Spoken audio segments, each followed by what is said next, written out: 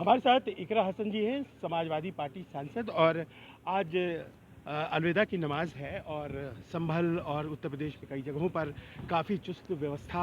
और आपको लगता है कि ये पूरे देश में एक तरह से ऐसा लग रहा है कि ये व्यवस्था की गई है ताकि कोई दिक्कत पेश ना आए। आपको लगता है कि अप्रिशिएट करेंगी आप इस तरह की व्यवस्था हो रही है?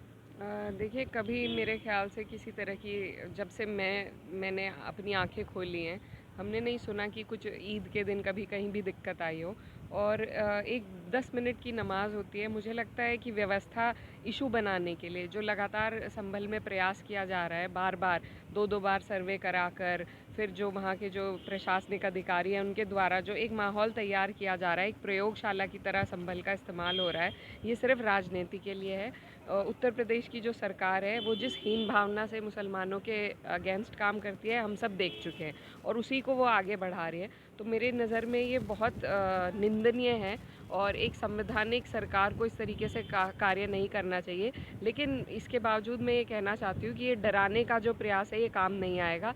ईद हमेशा से हम लोग मनाते आए हैं और हमेशा मनाते आएंगे, ये हमारा अधिकार है। हमारे अभी बुज़ुर्गों का खून इस देश की मिट्टी में शामिल है, तो ना हमें कोई यहाँ से निकाल सकता है, ना हमें कोई रोक सकता है ईद मनाने से। ईद भी होगी, नमाज भी होगी। और जो लोग सरकार के कहने पर इस तरीके से काम कर रहे हैं, बात कर रहे हैं, भाषणबाजी कर रहे हैं अधिकारी, तो उनको अपना दिमाग ठीक कर लेना चाहिए। आपने भी देखा होगा कि सड़क पर अगर नमाज पढ़ा तो फिर पासपोर्ट का कैंसिलेशन भी हो सकता है। इस तरह का आदेश भी आया है और इस पर जयंत चौधरी थोड़े नाराज़ भी हो गए हैं और वो कह रहे हैं कि ये ऑरवेलियन है, ये सारी सारी बातें। बिल्कुल सही बात उन्होंने कही है। और ऐसा कोई नियम नहीं है, ऐसा कोई कानून नहीं है। आप किसी का भी पासपोर्ट इस तरीके से इम्पाउंड नहीं कर सकते।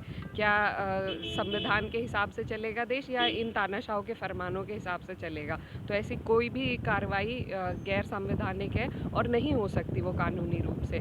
तो ईद भी मनेगी और इसी देश में मनेगी, और नमाज भी होगी। 10 मिनट की नमाज है।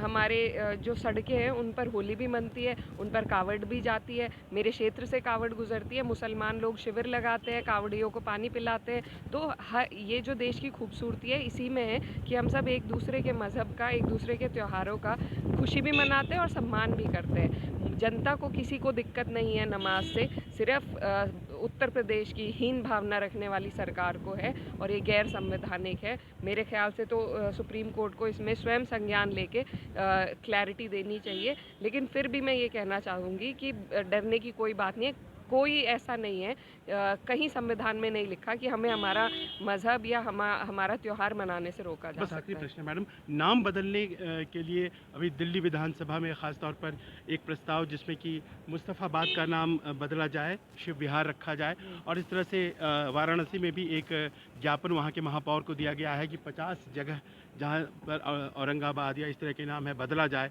कई जगहों पर नाम बदलने का एक सिलसिला, एक मांग हो रही है। देश की संस्कृति के खिलाफ हैं वो नाम, जैसे औरंगाबाद वगैरह हैं। देखिए, देश की संस्कृति बहुत सारी चीज़ों से, जब देश अब हम पार्लियामेंट में खड़े हैं, ये जो बिल्डिंग बनी हुई है, ये भी उसी ज़माने की है। लेकिन कुछ चीज़ें हम रिक्लेम करते हैं। जब हमारा देश इंडिपेंडेंट हुआ था, हमने इनको रिक्लेम करके अपनी आइडेंटिटी दी थी। तो ये लोग जिस सोच रखते हैं, वो पता नहीं इनकी अपनी सोच है, इन्हें काम करना नहीं है। सारी बड़ी बात का छोटा मुद्दा ये है कि इन्हें काम करना नहीं है, इन्हें इन्हीं बेकार के मुद्दों में लोगों को उलझा कर रखना है। हमारे शिक्षा का क्या स्तर आज है, हमारे स्वास्थ्य के जो केंद्र हैं उनका क्या स्तर आज है, हमारे जो मज़दूर भाई हैं उनकी न्यूनतम वेतन कितनी कम है, हमारे किसान आज भी धरना दे रहे हैं। लेकिन इन लोगों को इन सब चीज़ों से लेना देना नहीं है। इन्हें यही, यहाँ का नाम हिंदू कर दो, यहाँ का मुसलमान कर दो, इन सब चीज़ों से कोई फ़र्क नहीं पड़ने वाला है। जनता अब सचेत हो गई है, समझदार हो गई है, कर लें इनको जो करना है। Thank you.